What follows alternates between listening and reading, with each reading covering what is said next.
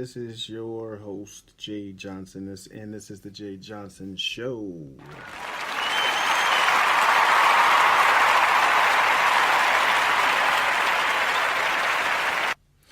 Yep, we are back at it. It's been a while, but some things have been going on. Today we're going to hit sports in my little 15, the first 15 here. And if you don't know, you will now know that I am a Cavs fan. I've been a Cavs fan for a very, very long time. Before LeBron James, before all the winning and championships. So, as a Cavs fan, you know I got to talk about the Cavs right about now. Recently, we had a trade. Kyrie Irving was traded. He didn't want to be in Cleveland any longer. He requested a trade. So, he got his request. The Cavaliers traded him to Boston for Isaiah Thomas, Jay Crowder, the Brooklyn Nets 2018 first round pick, and Ante Zizic. Not sure how to pronounce that, but that's pretty close. So I've been listening to all the pundits and experts talk about the trade the past few days. A lot of people feel like we didn't do so well with this trade. I think we did great. Some people do think we did great in this trade. So I'm just going to give my real quick thoughts about the trade. I think it was a great trade. Anytime you have a player that doesn't want to be there, I feel like, yeah, hey, bye. Got to go. Seen you. So, me personally, nothing against you, Kyrie, but I was kind of hoping you were leaving anyway. I think Kyrie Irving is very exciting, but I just didn't feel like he was a good fit. We traded Kyrie for a player just like Kyrie, so we really didn't lose much, I don't think. I mean, Isaiah Thomas is 5'9", Kyrie 6'3". They both don't play defense. They both are score-first point guards. Kyrie is hurt an awful lot. I looked up a stat, and did you know the past 2 years, Derrick Rose has played 130 games. Kyrie has played 125. Kyrie was known for being injury-prone before LeBron came back. Now, that's not to say that he's going to be injury-prone now, but I'm just saying, he has a history. Am I going to miss the days of Kyrie going 1-on-5 or dribbling for 35 minutes before he takes a shot or goes to the hole? Nah, probably not. I think what we're getting in Isaiah, if he's healthy with that hip, you get a guy with heart, a guy who is going to give you 100%, who has a chip on his shoulder, and he's a guy who led his team pretty much by himself. I mean, there was really no scoring threat. Jay Crowder's not a scoring threat. He can score a little bit. Al Horford wasn't a scoring threat. He pretty much carried that team on his back.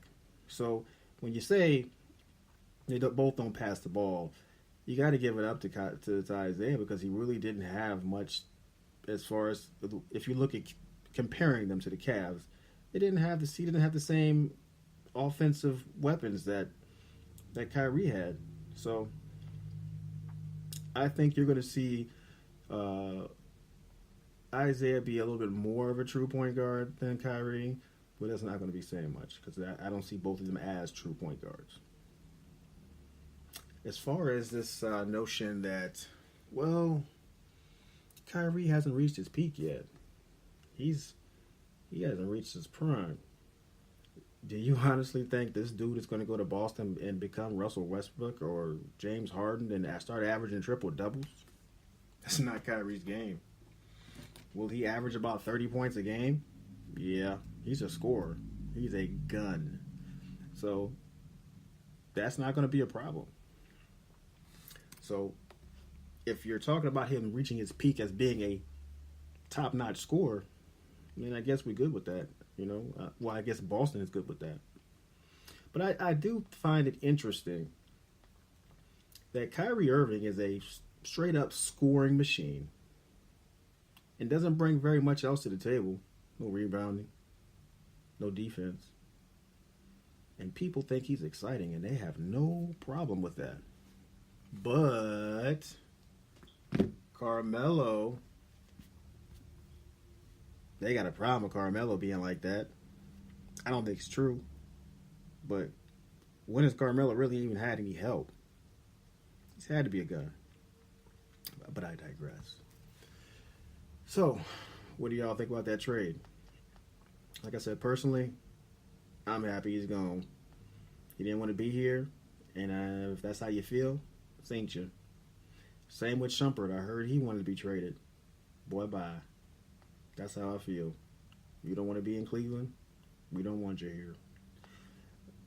As far as with LeBron, I'm kind of tired and annoyed of this LeBron leaving crap. You know, they say LeBron is his own man and he makes his own decisions, but isn't it strange how everybody else keeps making the decision for him, telling us that he is leaving? I don't think there's ever been a real indication of what he's going to do, but people keep telling us he's not going to stay. Can we wait and hear from him? Can we live? Can we have the season before you guys decide to push him out the door? Can we finish up the season? And if he leaves, I feel the same way I did the first time he left. I feel the same way when Kyrie left. Boy, bye. I don't care. You see, I am a Cavs fan. You see, when LeBron left the first time, we had three types of fans. Or should I say three types of reactions. Reaction one. It was like the people who got broke. When people are in a relationship and someone breaks up with them and they weren't expecting to be broken up with, and they're kind of like, wait a minute. No, you can't. No, I didn't need you anyway. I didn't want to be with you anyway. That's how people were. Bye, LeBron. I'm burning your jersey and I can't stand you. I hate you. Die. Steady crying, wishing he'd come back. That's how they were. Then you had the people who did that but said, where can I buy that Miami jersey? Because we got a bunch of people here that's claiming they'd be diehard Cavs fans, and I know who you are. If LeBron James leaves next year and goes to Utah, there's going to be a whole lot of Utah Jazz jerseys walking around here in Canton, Ohio, Cleveland, Ohio, and anywhere else in Northeast Ohio. He goes to Sacramento. If he goes to Orlando, Detroit, don't matter. These people are going to follow LeBron wherever he go, and they are going to be rocking his jerseys and everything else. They're LeBron fans. And then there's the true Cavs fan, who, even when it was Kyrie, Deion Waiters, Tristan, and the rest of the gang winning 17 games, we was at those games. We was still rooting them on. Matter of fact, we the group of people that if LeBron leaves, we're going to be like, hey, it was fun while he was here, but he gone. But the tickets are going to be cheaper now, dog. Cheaper tickets. Oh, that merchandise going to be on sale. Get me some more gear. Yes, sir. So, for us, it is what it is. We love our team regardless, and we still going to be there for them. And the bonus is we're going to get cheaper tickets and we're going to get cheaper merchandise. Yeah. So, as far as going back to the trade, I think we made out good. We're still going to go to the finals. We're still going to compete with Golden State. Can we beat them? I don't know. Things are funny. Things change. People get hurt. Things happen. I think we're better than we were last year. And I feel like, it depends on how the defense works, how our defense is going to be. With I think Jay Crowder is going to be a benefit. Isaiah's not. But I don't think he's going to be any worse than Kyrie on defense. I like the Jeff Green pickup. I think that Derrick Rose has something to prove. And I think Isaiah has something to prove now because a lot of people are acting like he's a bum. This dude averaged 28 points a game last year, and they acting like he's just a throw-in. Like he's a 28-year-old shoot first 5'9" point guard. He put numbers up, so I think he has something to prove. I think the Cavs in general have something to prove, and I think we're good. We're still better than Boston. We're still better than any other team in the East, and I think we're going to go to the finals again. Can we beat Golden State? I don't know, but I think we got a pretty good chance. I don't think their upgrades were as big a deal as everyone says they are. Omar Caspery, the same dude that played for the Cavs, same dude that's been bouncing around the league for a while. Yeah, okay. Swaggy P, I like Swaggy P, but wait a minute, y'all. Y'all was dogging Swaggy P out when he was in L.A., when he was with the Lakers. Y'all was dogging him out. Nah, you like Swaggy P because he's with Golden State, huh? Okay. I feel you, dog. But that's your upgrades. Are they still the best team in the league? Yeah. But we got a few new faces in Cleveland, and we're still making moves. I still see maybe a couple moves happening before training camp, possibly. They have about 16 players, 16, 17 players under contract, so somebody got to go. They got too many players. So it's going to be a couple more moves made before training camp, but at least by December. December is when all the free agents that were signed can be officially traded. So probably around that time, you're going to see some moves being made. Dwayne Wade might be coming in after a buyout. So there's a possibility we can see some things happening here soon. So I'm positive. I'm always going to stay positive. And but you know what's funny? I only got a few more minutes left. With all this Kyrie stuff going on, ain't nobody talking about the Browns. Ain't nobody talking about the Browns. What about them Browns?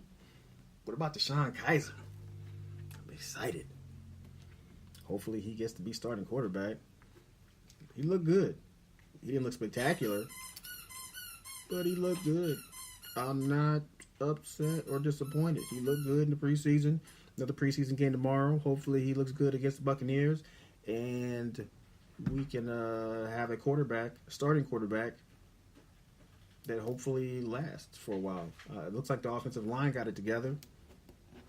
Hopefully Cleveland sticks with him, regardless of how he plays, good or bad, up or down. Stick with the quarterback, and I think we're good. Maybe I have to jump back on the bandwagon. Well, is there a bandwagon for the Browns? I think there's just the diehards at this point. I don't think there's anybody on the bandwagon. But I always root for hometown teams. But my team is the Ravens. I haven't been really happy with them. But I'm not really a diehard football fan. So I have no problem jumping from team to team.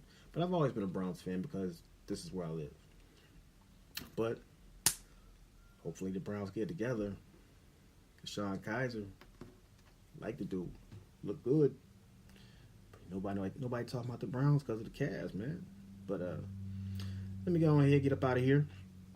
Got that fight tomorrow, Mayweather McGregor. I'm probably going to do a show after that fight, give my commentary on that. So be on the lookout for that. So until next time, this is Jay Johnson, and it's the Jay Johnson Show. I will holler at y'all later.